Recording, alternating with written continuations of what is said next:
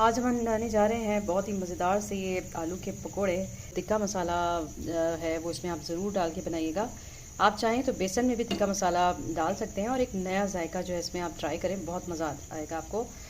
बिस्मिल्लाहिर्रहमानिर्रहीम, अस्सलाम वालेकुम। कैसे हैं आप सब? उम्मीद है कि आप सब खैर आफियत से होंगे। और तो आज हम बनाने जा रहे हैं अफ्तारी के लिए पकोड़े, जो कि आलू के बना रहे हैं। हम दो तरह के बना रहे हैं, आपको बनाना सिखा रहे हैं। जिसमें हमें चीज़ें जो जो चाहिए, इसमें सबसे पहले तो बेसन चाहिए।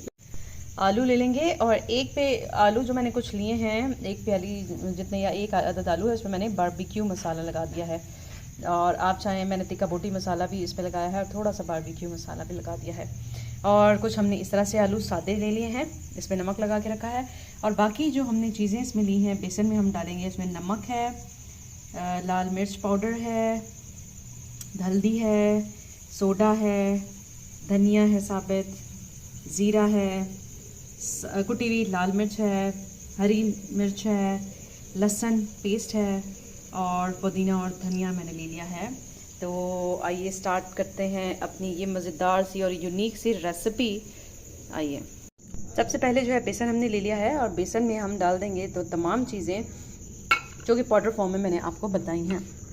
इसमें हम ये सारी चीज़ें जितनी मैंने आपको बताएंगे, इसमें नमक है, लाल मिर्च पाउडर है, हल्दी पाउडर है, सोडा है और धनिया है साबित, ज़ीरा है, कुटी लाल मिर्च है, हरी मिर्च, पुदीना, धनिया और लहसुन का पेस्ट, वो सब हम इसमें डाल देंगे।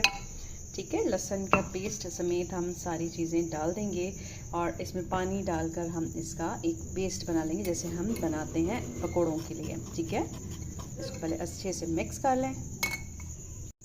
अब जो है इस बेसन को हम घोल लेंगे।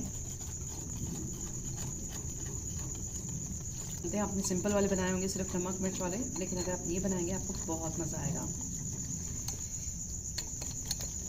आलू की जगह आप जो है, या आलू के साथ ही पकोड़े जो हैं उसके आप बैंगन के बना सकते हैं, प्याज के बना सकते हैं। इसी तरह गोल काट के प्याज को स्लाइस की तरह, उस तरह से आप प्याज के भी बना सकते हैं। इसी तरह स्लाइस करके आप जो है बैंगन का भी बना सकते हैं। तेल हमने गरम कर लिया है और सादा आलू लेके हमने, जिस पे हमने मसाला नहीं लगाया वो है, और इसको हमने आलू वाले बैटर में डिप किया है और हम इसको ऑयल में डाल देंगे। इसी तरह जो हमने मसाले वाला लिया था और उसको हमने आधे घंटे के लिए रखा था ताकि इसमें ये जो है मसाला आ जाए, तो वो भी हम इसी के साथ ही डाल रहे हैं। ठीक है, आप इसी तरह से सारे डालते जाएँ। बारबेक्यू मसाला या तिक्का बोटी मसाला आप इसमें डाल के लगाएंगे, वो भी बहुत मज़े का लगेगा आपको, नया टेस्ट। आप ज़रूर ट्राई कीजिएगा।